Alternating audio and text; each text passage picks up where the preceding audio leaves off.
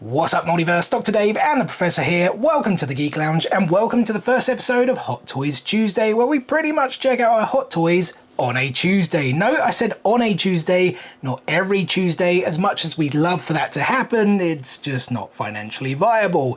But you know, this can include a new release, something we've recently got into the collection that's older, or even something we've just had for quite a long time that we just fancy checking out. As for today's video, what are we going to check out, brother? We're checking out the Sideshow Exclusive Darth Revan. So the only item exclusive to Sideshow is this gold coin featuring Revan. Not a great exclusive item, at least in my opinion, but something cool nonetheless. We of course have the base featuring Darth Revan's name plaque, Legends in brackets, more on that in a little bit. The base is just, it's kind of like one of these kind of metallic style bases, very, very common. We of course have the usual assortment of hands to pose the figure in multiple ways. And then in terms of accessories, this one is actually pretty light. We do only have two lightsabers, though we have of course the iconic Darth Revan lightsaber. I don't know how you kind of describe it with the kind of spiky bits. I've always thought like the prongs. Yeah, it just looks really one of the best lightsabers, I think. Out there. You guys will notice there are two that have wires. That's because there are light up features. It then goes into this little, I don't know, box. What would you call it? LED controller, I suppose. Controller adorned with the Hot Toys logo as well.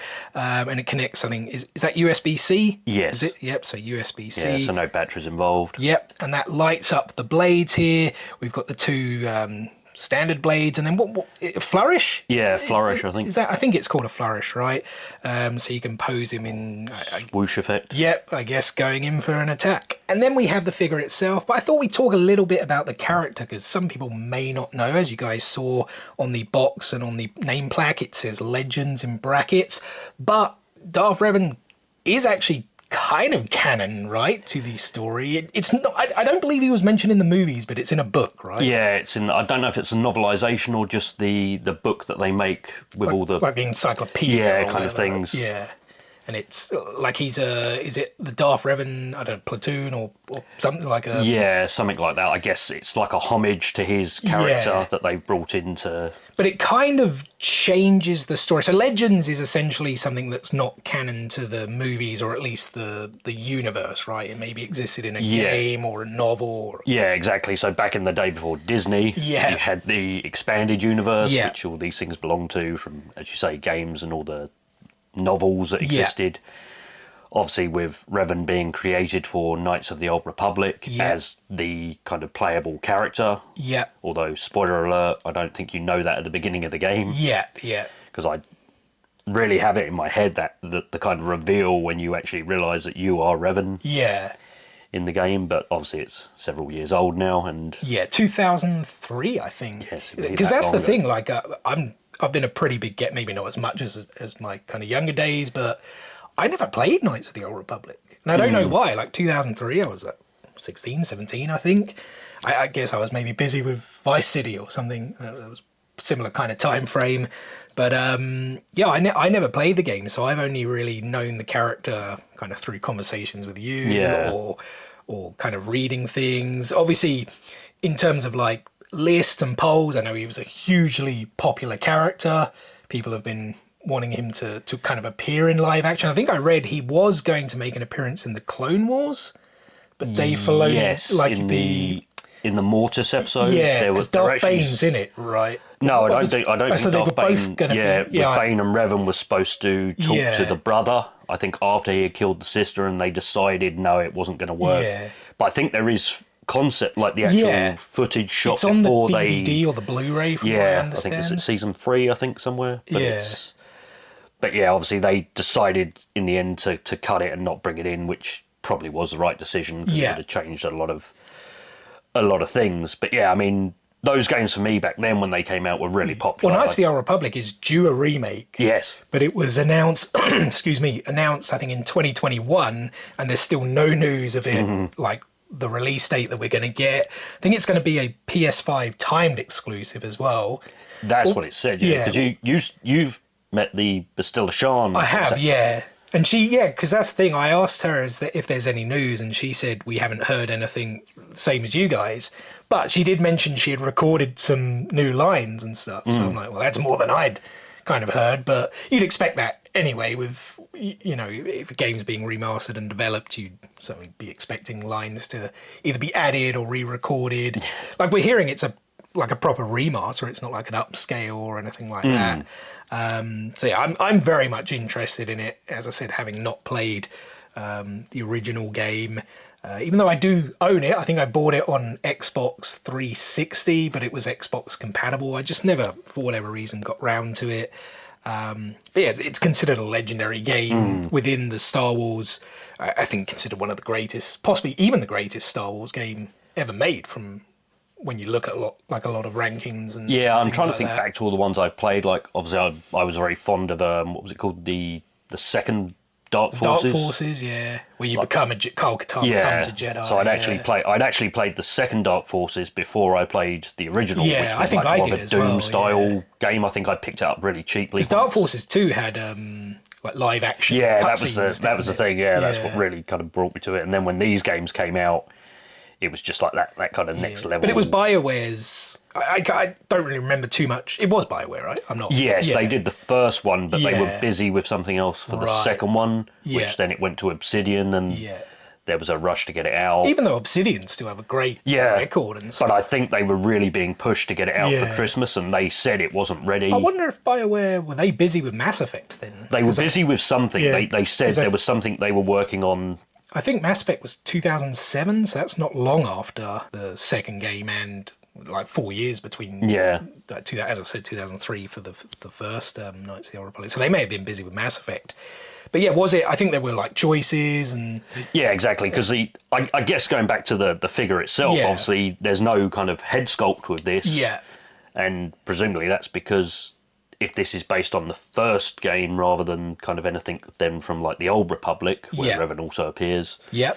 You were the playable character. You could choose your gender. Yeah, I was going to say. I kind of wondered if that your choices at the end. Although it's the canonization, legends, is that is that he was a male, and the light side ending of the game is considered the canon legend. Because you could choose. Because he essentially started out as a Jedi, right? Yes. And then he turned to the dark side. And Darth Malak was his friend. Was it Alex or Alec or something? Yeah, I was going to say it's something like Malak. I couldn't quite remember it in my head just as you said that. And they're dispatched to go and search for something in the kind of outer. What's it called? The Outer Rim, is it? Yeah. And then they get corrupted and turned to the dark side by the Eternal Emperor. And then he has his mind wiped. Darth Revan, or Revan has his mind wiped, and then. Yeah, when they capture him on board the Ender Spire at the beginning of the game. So that's when you actually first see Revan in his Darth Revan outfit in the game. Yeah. So he's in this outfit fighting Bastilla Shan and her team, and then he gets knocked unconscious by an explosion, and then you kind of carry on as a player character, discovering that you don't have. I can't actually fully remember. I think what I read the synopsis, you start. It's like you're just a Republic soldier, and then you're trained as a Jedi Padawan, and then it's eventually revealed who you actually are. And then, as you said, I guess there's a choice whether you go dark or light side. Yeah, because you were talking about the light side Funko Pop, weren't you? Yeah, where so it's there like is a white variant. Yeah, so it's called Jedi Knight Revan. And I really couldn't remember if at the end of the game is that how you are. Right. Yeah. But I haven't played it. I would probably think so. I doubt Funko, because Funko,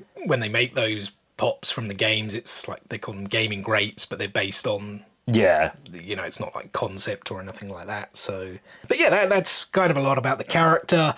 The figure itself, I think it looks great. We always have in Star Wars, it's George Lucas he was very much inspired by Japanese culture and particularly the samurai, and when I look at this I'm like, that's like samurai all over. Yeah, kind of thing. That kind of belt and the tabard and even the, what would you... I don't know, because it's not quite waist cape, is it? I'm sure there is a proper name. We should learn heading to Japan in April. For Star Wars Celebration, by the way, if we haven't already mentioned it 5,000 times on the channel. Lots of fabric for the figure. Yeah. Which... is great to kind of when you're viewing it, not so much for keeping stuff clean, I suppose. We got his cape behind, which does have wire mesh, but only in the sides, isn't it? Yeah, so you've got a bit of kind of flexibility in the pose and what you could do, but I guess they couldn't really run it around the bottom because of the jagged. Yeah, that looks nice though. It does look really good. Nice kind of fraying and tears at the bottom. Back up top, we've got the, as you said, tabard. Did you say? Yeah, I'd say it was a tabard. Or is it really armor? Yeah, I'm not entirely sure. It's like a tabard. You wear something underneath armor or over the top. I think tabard is tabard over the top. Yeah, it's normally like something with a seal on it. Yeah, I think so. But there's nice like paint application. Yeah, the copper effect or whatever you would call that is done really well. All the kind of little bits and scratches and weathering on it are really good. Same with the gauntlets. Yep. And I love how so you got that one big ring in the middle, kind of almost kind of holding stuff together, but also the little rings holding up the cape. Yeah, it's like quite a nice effect. And then if you guys were wondering, yes, it is a Mandalorian helmet. Because he played, again, maybe going back to like the character a bit more, when I read some of the background of Revan, he when he was a Jedi, he didn't quite agree with their reluctance to get involved in the Mandalorian. Yeah, that's war, right. Was so it? He kind Is that what it was called, Mandalorian War? Yeah, I think it was a Mandalorian. So yeah, he led a group of Jedi that followed him. Yeah.